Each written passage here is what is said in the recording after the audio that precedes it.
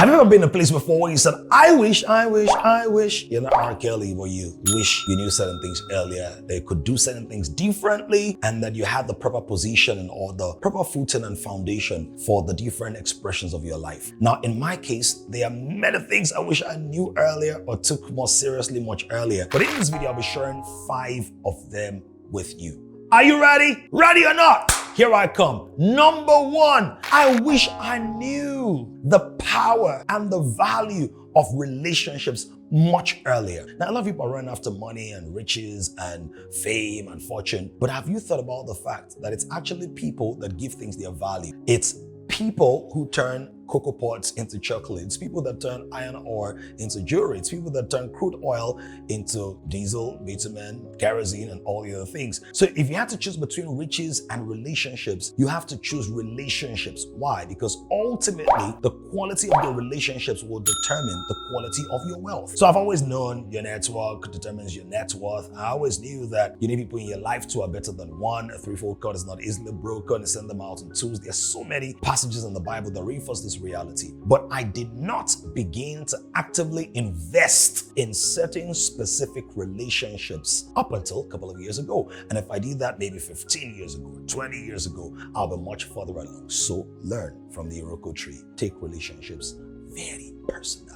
Number 2, I wish I knew the importance of structures and systems around my gifts. Now, a lot of people were enamored about my ability to communicate, to speak or present or to connect with people much earlier in my life, but nobody really taught me how to build a business around my gifts, around my writing. So if we were to pan to this wall right now, you see a lot of different products that I've created over the years, and that was another mistake because I was creating all these products, but there was no system or structure behind the scenes to push them into the pockets and the places where they were needed the most. So I wish I knew about how do you build a business around your gifts, a business around your talent, a business around your personal brand. By the way, if you're there right now, you don't need to will like I used to will. You can join our growing community, Genius X, because a critical part of what we share is how do you build systems and structures around your creativity and genius so that you can earn money and sustain your voice or value in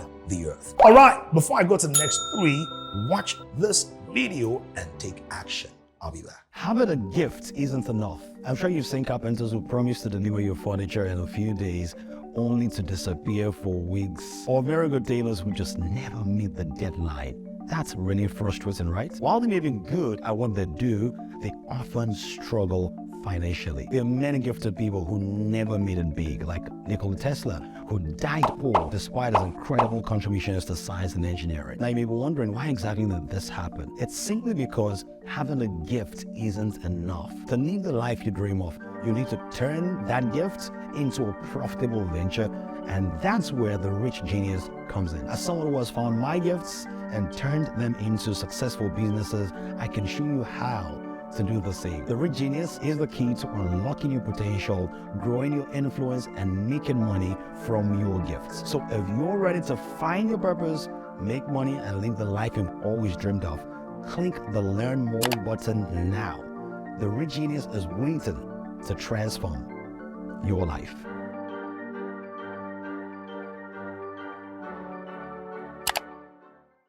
All right, welcome back. Have you liked this video yet? Have you liked it? I can't believe I have to ask you that question every week. You know the drill. You gotta like the video right now. Just like it. Even if you don't like it, just like it by faith. I command you to like it right now. Like it right now. Subscribe. All right, number 3, I wish I knew that if you are multi-gifted, you also need to not take a template from the mainstream culture. A lot of people take their mainstream, the template about prosperity and increase and advancement from the mainstream culture. Now, here's the challenge. There's a parable of talents in the Bible, and the word says that the master gave 3 different people different categories of talents. The first person had 1 gift, the second person had 2 gifts, the third person had 5 talents. Now, a lot of 1-talent people are envious of 5-talent people. A lot of 5-talent people are taking advice from 1-talent persons. And what happens is, if you're 1-talent person trying to be a 5-talent person, you're going to dilute and dissolve your possibility. If you're a 5-talent person trying to take advice from a 1-talent person, you might restrict and constrain yourself. I did not realize that based on my giftedness and the multi-influential flows of my life, I needed a unique approach to be able to create traction and momentum. I wish I knew that much earlier, because if I knew that much earlier, baby boy gonna be balling. Well, baby man, oh well, king man, well, king razor, creative genius, the man, Dami man, be balling. So you've got to find the right templates for your assignment. Boom. Number 4, I wish I knew how to leverage other people's money, other people's time, other people's resources, other people's momentum. So for the longest time, I was thinking about how to do everything by myself, deploy my gift by myself, record my videos by myself, edit my videos by myself, build my business by myself. But there's only so much you can do, because no matter how great you are doing this stuff, it means that if you're unable to do it because of time or energy constraints or limitations from other spaces, you would not be able to make progress except you are active all the time. But there's such a thing as leveraging other people's time and money in a meaningful and fair way. It's better to have 1% of 100 people's efforts consistently than to have 100% of your own efforts intermittently, because ultimately you are a limited resource. So the more you are able to leverage other people's resources, the further along you will go. Ready for number 5? Ready or not? Watch this video. Are you tired of putting your passion on hold because you don't think it will make you rich? It's time for you to change that mindset and start living the life you've always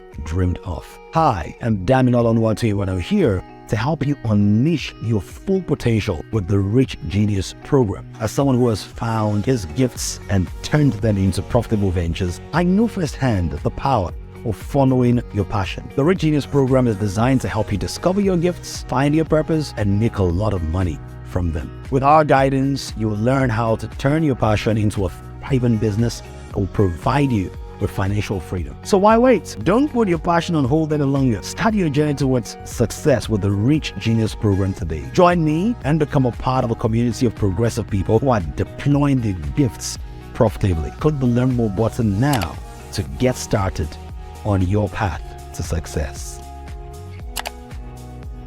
And number 5.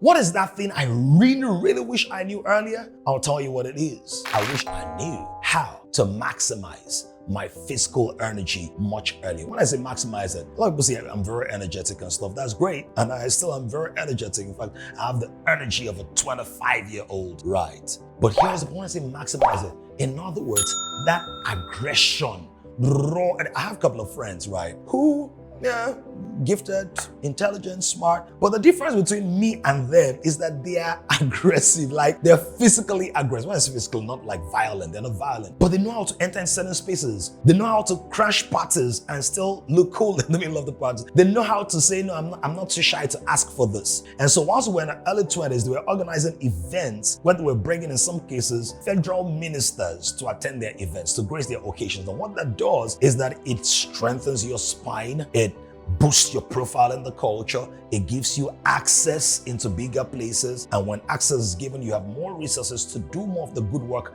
that you're already doing.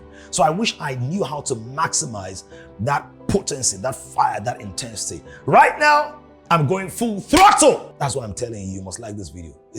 I'm aggressive about it. You must subscribe. Are you kidding me? How can you waste my time and your data and not subscribe right now? You got, come on. Oh, okay, if you don't want to subscribe, you can click off.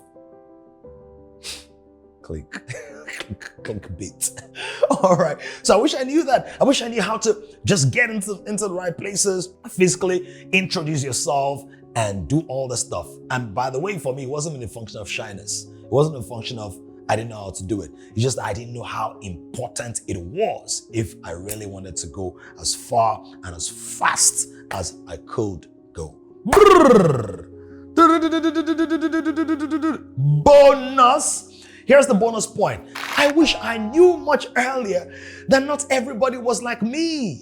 So I don't need a lot of incentives to be motivated. I don't need a lot of things to be committed and trusted. I need a lot of time to be faithful and to pay attention to details. But apparently, a lot of people are not like me. A lot of people don't have my mindsets, my ideology, my exposure, my history, my background, my orientation, my drive. A lot of people don't have all of that. And the issue was that I thought that everybody was like me, so I was not as specific in defining expectations, in explaining thoroughly, in pushing people the way some of them need to be pushed, in reprimanding and disciplining. And it took me, months of frustration to realize that not everybody has your learning style or your approach to things. So these are 6 things I wish I knew much earlier. Let me know which one of them resonates with you and what you're going to begin to do differently starting today based on what I've shared with you. My name is Damilola Oluwatoyinbo. I'm the pastor of Kings and Creative Genius. Until the next video, keep thriving in the things of God.